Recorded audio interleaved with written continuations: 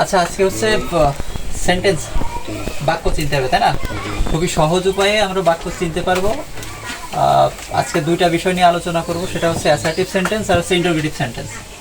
তো দেখো, assertive sentence খুব সহজে চেনা যায়। সেটা হচ্ছে অ্যাসার্টিভ সেন্টেন্সের প্রথমে সাবজেক্ট থাকে। এখন যারা সাবজেক্ট চেনে তাদের ক্ষেত্রে সমস্যা হয় না, কিন্তু যারা চেনে না তাদের জন্য এই বিষয়টা মাথায় রাখতে হবে যে সাবজেক্ট হিসেবে সাধারণত এইগুলো থাকে, যে I, we, you, they, she, it, তারপর কোনো নাম, দি, এগুলো থাকতে পারে। হ্যাঁ, তো প্রথমে যদি এদের কেউ থাকে আর শেষে কি থাকে, ফুল স্টপ থাকে, ফুল স্টপ থাকে, তাহলে সেটা কি হবে?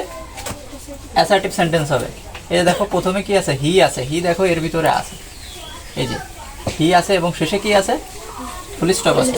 তাহলে এটা কি সেন্টেন্স? Assertive sentence. এবং পরেরটা দেখো কি আছে? Rakib goes to school. এখানে রাকিব একটা কি নাম না? বলা হয়েছে কোনো নাম যদি থাকে, তাহলে এটাও সাবজেক্ট, আর শেষে কি আছে? ফুল স্টপ আছে। তাহলে এটা কি sentence? Assertive sentence. Assertive sentence চেনা গেছে?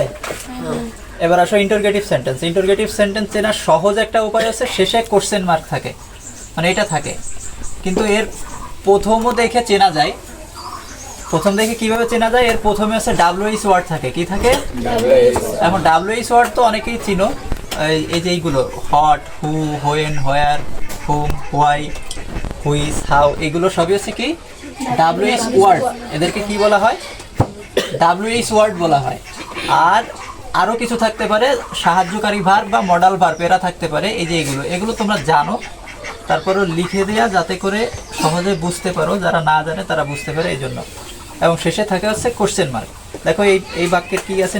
প্রথমে দেওয়া আছে ডাব্লিউএইচ ওয়ার্ড, হ্যাঁ, এবং শেষে কি দেওয়া আছে? কোশ্চেন মার্ক দেওয়া আছে, মানে প্রশ্নবোধক চিহ্ন দেওয়া আছে। তাহলে এটা কি সেন্টেন্স? Interrogative sentence. এর পরেরটাই দেখো কি আছে? আর আছে, আর ইউ বিজি নাও। তাহলে এটার প্রথমে কি আছে? সাহায্যকারী ভার্ব আছে, আর শেষে কি আছে? কোশ্চেন মার্ক আছে। তাহলে এটা কি সেন্টেন্স? তাহলে এইভাবে হচ্ছে এই সেন্টেন্সগুলো চেনা যায়। কেমন? আজকে আপাতত এই দুটাই থাকবে, আর পরবর্তী দিনে 3টা বিষয় নিয়ে আলোচনা করবো।